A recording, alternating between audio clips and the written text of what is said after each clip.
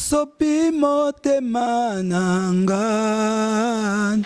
liboso ya kiti ya ngolu na yo po ete lobiko na ngai ekouta na yo masiya nanga kiti sangu ya na yo nkolo e awa tokobelela kombo na yo latisa biso nkembo pe makasi na yo Nzambe na nguya kiti sangu ya na yo kiti sangu ya na yo awa tokobelela nkombo na yo Nzambe na bomoi Yesu Kristu mokonzi na biso balandi ya chaîne na biso Océan du Congo bisika bozali Nzambe alola apambola bino bandeko nyonso pe na nzela na réseaux sociaux na Facebook bozolanda nga en direct Nzambe apambola bino bisika nyonso bozali na mokili mobimba partout au monde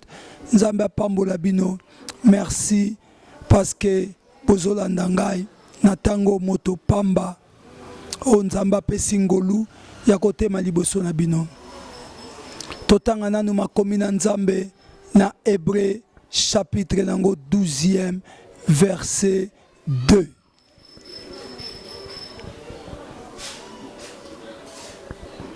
Hébreu chapitre nango 12e verset nango 2e. Je lis la parole de l'Éternel. Bible obinabiso boye. Ayant les regards sur Jésus, le chef et le consommateur de la foi, qui, en vue de la joie qui lui a été réservée, a souffert la croix, méprisé l'ignominie et s'est assis à la droite du trône de Dieu. Nzambe apambola biso pona maloba oyo ndeko na ngai tolingi toloba na tongo na lelo. Seigneur Dieu, nous te rendons grâce parce qu'aux Nzambe salabiso ngolu Jésus. Aucune prophétie de l'écriture peut être une interprétation particulière d'un homme, car c'est poussé par ton esprit que des hommes ont parlé de ta part. Loba posa papa, polibote bika, na kombo na Yesu Christ ndeto bonde liboye. Amen. Bien-aimés dans le Seigneur, tolingi tolobela sur le mon regard. Oyebi soto zwika regard totia ona lingala toloba kotala tozwaka ndenge wana kotala kotala mutu mususu amitalaka na talatala kotala mutu mususu atalaka ndenge mutu alati azotala mutu azoko fixer regard vers ye pour un intérêt moko quelconque azotala mutu to azotala na balolenge ebele mais bazolobela na hébreu balobi regard na biso ezala fixé et pas ya mutu moko mutu wana oyo ye aza consommateur. Wow, makambo eza tellement lengi makasi balobi aza consommateur ya foi na biso. Qui est cet homme que mutu akoko fixer regard epai na ye? Oh, tant bazo bato fixer regard na biso epai ya Christ. Ça veut dire regard bazo bezaka ya kotala ye ka boete. Non, parce que oyebi kotala mususu tango zotala ka mutu mutabanja ndeni otala ngabo officier regard bondeni na problème na yo eza kotala musu mutu otala musu atali mutu je m'excuse atali na façon ya kosenga donc mutu atala ka comprendre bien etale liyo eza langage mobimba mutu azo senga nga eloko moko. Mais la Bible nous dit to fixer regard na biso epai ya Christ. Ah, nangi totanga ngo lisunde kolangai ta musunga na zolo ba ngo mabe totanga ngo nanu mokanda na Hébreu elobi na biso nini Hébreu chapitre 12 verset nango 2e elobi na biso nini totanga ngo nanu ndeko na ngai elobi boye ayant les regards sur Jésus faki basuka wana bake na biso les chefs et les consommateurs de notre foi. Tous en ont parti. Ayant les regards sur Jésus.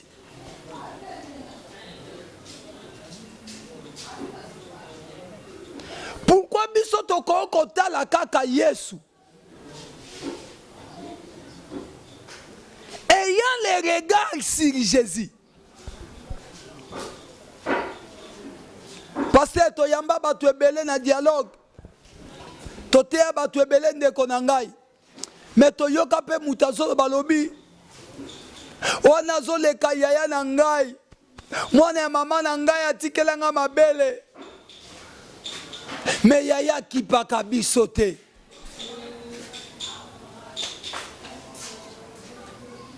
Wana mama boti ngai. Mais mama linga ngati alingaka ndeko X. Wana papa na ngai na tangwa makambo ezoleka na mokili na ba problème ezoleka mitema na biso regard na biso mingi etali batu ekomotala kaka batu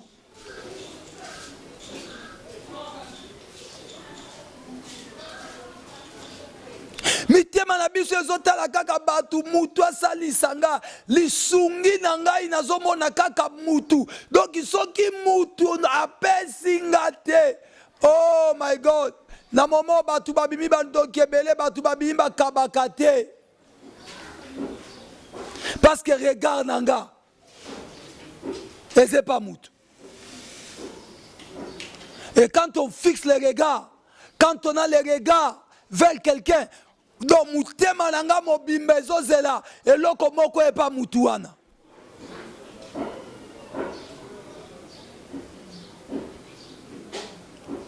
yango auteur ya livre ya Hébreu alobi na biso non non non non non ce n'est pas mauvais kotala mutu ce n'est pas mauvais kozana mutu mais plus ayez les regards vers Jésus. Pourquoi vers Jésus? Parce qu'il est le chef. Wouh! Jésus est le chef. Mukolo bazo tchaye na ekulusu bakomi likolo na lolaka misato. Na latin, na hébreu et puis na grec.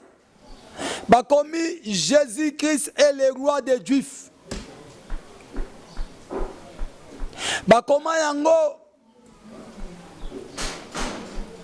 na latin parce que langue wana eza langue ya bato ya mayele na monde scientifique. Parmi les scientifiques que nous avons dans ce monde, il y a un seul roi qui est plus que tous les scientifiques, c'est Jésus-Christ.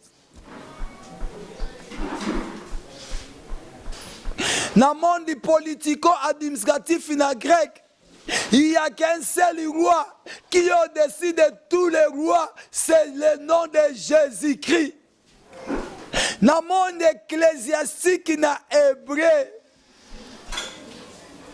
oh église isongolo, oh fakala, oh prophète isongolo, oh pasteur isongolo, il n'y a aucun nom, il n'y a qu'un nom qui est au-dessus de tout nom, c'est le nom de Jésus-Christ. Yango tobengaka notre Seigneur et Sauveur. Na yebi kombo mususu te on a koko vante koleka kombo a Jésus-Christ. Yango alobi ayez les regards vers Jésus, car c'est Jésus-là est le chef. Il n'est pas seulement le chef, il est aussi le consommateur de notre foi. Ah, la foi c'est la nourriture. Kondimeza bilei ya nkolo. C'est-à-dire biso toi bilei ya nkolo. Nkolo aza consommateur ya foi na biso. Yango hébreu lobi, la foi est une ferme assurance des choses qu'on espère, une démonstration de celles qu'on ne voit pas.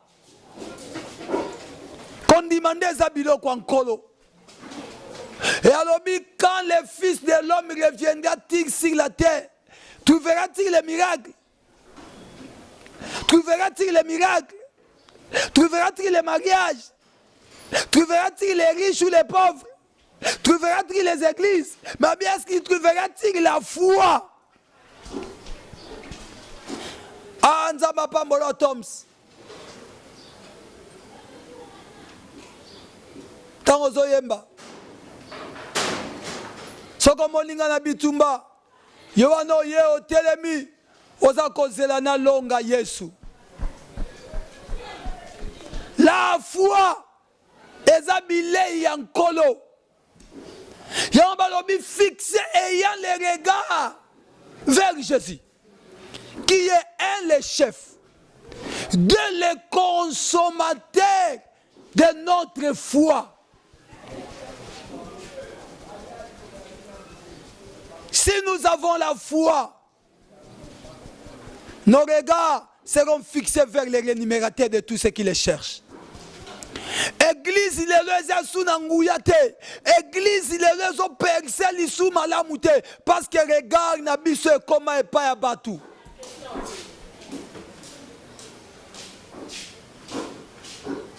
Parce que regarde n'abisso comment est pas à batou. Ce qui mutuana pesa kayo mukoloana pesio tobimi.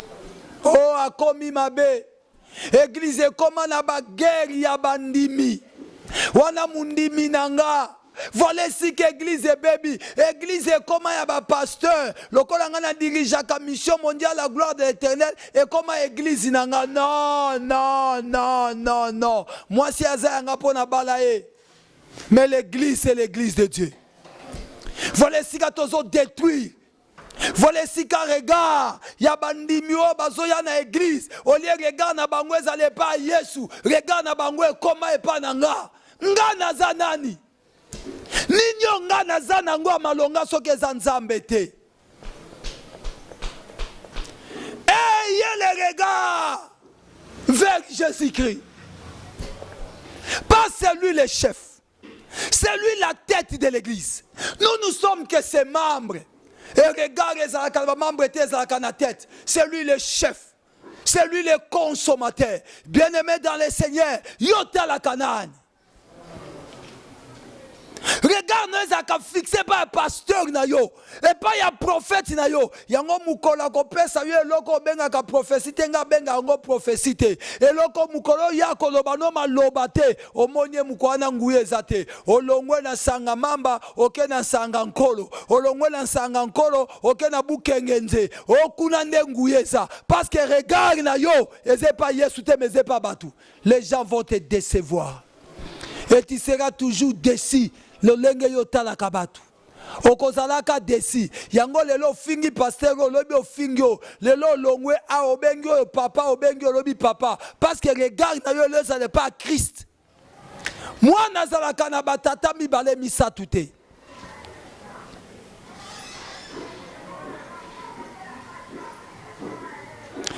Église baby parce que ba système ya mentoring ye belé. Pasteur a comment la batata est belé parce que regarde ezali soit pas en coloté. Bien aimé yo la Canaan. On me fait signe. Oh my God. Regarde ne sais pas nan. Non c'est un soki réalisateur na ko bakisa ka 5 minutes muke na ba muke. Regarde na yue pas en nan. To sambele longweye otala Canaan. Webi mwana mwasi o ani tellement banda kende azopesa ba offrande na ye na mutema neza nebika mona kenda nanga na pesa offrande Elia ozwana ya alie na ye na zongi na ngai mais mukolo conscience na ye salaka alobi nga na otala esu elite na zotala nkolo Samuel ayaka mukolo yo ko changer olobi na kotala lisu pasteur te na kotala nkolo okomona makambo yo zo luka ndenge ekomela mwasi oyo azalaki na perte ya sang atalaka ba médecin atalaka bato atalaka mais mukolo ya lobaka na mutema na ye si je puis seulement toucher les bords de son vêtement. Nous sommes que des serviteurs de Dieu comme toi aussi tu l'es. Nous sommes que des envoyés de Dieu. Mais ta confiance, il faut aller pas Yesu Masia. Regarde-moi bien. Fixez un regard na yo. Il y a quelqu'un qui a donné sa vie comme une rançon. C'est ton Dieu là. Et la prédication de la croix, c'est une folie pour ceux qui périssent. Yoka et Koulou, c'est Zanzele, Mabaya Mibale. Horizontal na vertical. Na mathématiques, tu as 4 signes opérationnels. Nous avons la multiplication, nous avons soustraction, tu as la division et tu as la addition. Nous avons la multiplication, la foi, nous avons soustraction, trait, division et l'addition. Mais quand on a addition, 8 plus 3 égale à combien? C'est la croix. Bisiko ba moins zalaka croix ya okotsa plus na vie na yo. Tangu yo zoko tala ye. Deuxième partie, ya maloba o elobini ni pardon mon réalisateur, pardon. Eloko nkola tila mutema to si yango pardon. Elobini ni pardon. Elobini na biso boye. Alobi est le consommateur de la foi qui, en vue de la joie qui lui a été réservée, a souffert la croix, méprisé, ignominie et s'est assis à la droite du Père. A souffert la croix. Pourquoi? Tokota la Christ. Parce que a souffert ne koulou soupona ngana yo. Il y a personne qui a souffert pour toi, Église. Est-ce que les gens regardent qu'on change de place? Non, quand tu as eu ce qu'on a fait, tu as eu une foi. Tu as eu une billet. Jésus aime bateau bazar na foi. Tala memela bilei na ye. Yango répondaki moi siwana, il y a une puissance bimi. Si tu as la foi, oko dégager puissance moko, oko faire dégager puissance mo pa nkolo. Oko longola nguya mo na kat la nkolo e kota na kat na yo. Oko benda miracle moko. La foi e benda ka miracle, la foi e benda ka guérison, la foi e benda ka prospérité, la foi e benda ka nyonso tout. Si tu es dans l'église de Dieu, oye pour na mariage te, oye pour de locomoter, mais oye pour la vie éternelle. Yango Mathias Zoba cherchons premièrement le royaume et la justice de Dieu. Le reste, c'est lui. Oyo regarde n'est pas encore. Attends la canane ou baguette sordidité. Il voit d'abord la croix. La croix. La croix est devant moi, je ne peux plus jamais reculer. La croix est devant moi, Seigneur, je ne peux plus jamais reculer. La croix, la croix, la croix, la croix, la croix, la croix.